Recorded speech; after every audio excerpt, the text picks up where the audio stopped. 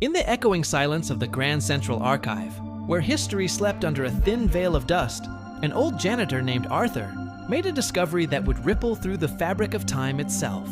It wasn't a lost manuscript or a forgotten relic, but a sliver of light, pulsing faintly from a crack in the basement wall.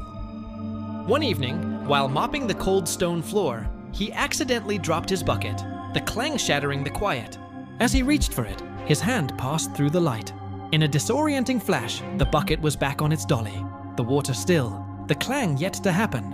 He had found a rewind button for the world, a small, localized flicker that could undo the immediate past. Arthur began his quiet experiments with a child's curiosity. A spilled coffee would right itself before the stain could set.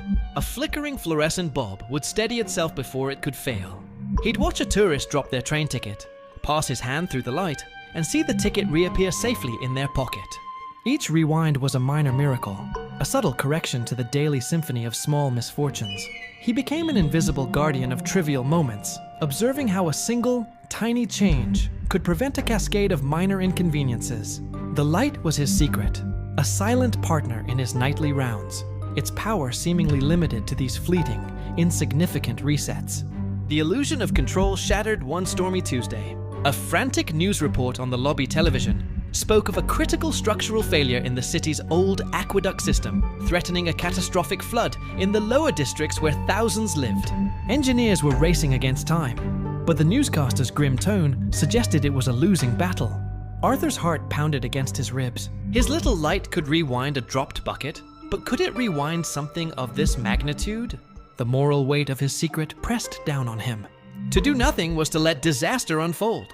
To act was to meddle with forces he couldn't possibly comprehend, risking an unknown, perhaps worse outcome. Standing before the pulsing crack in the wall, Arthur made his choice. He plunged his entire arm into the ethereal glow, pushing against a strange, humming resistance.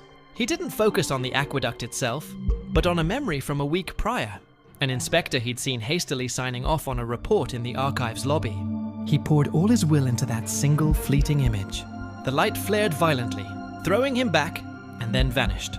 The next morning, the news reported a near disaster, averted when an inspector, plagued by a sudden nagging feeling, had returned to the aqueduct and discovered the critical flaw just in time for emergency repairs. Arthur went back to his duties, the silent keeper of a secret far larger than a simple beam of light, its true power and mysterious origin forever sealed within the archive's quiet walls.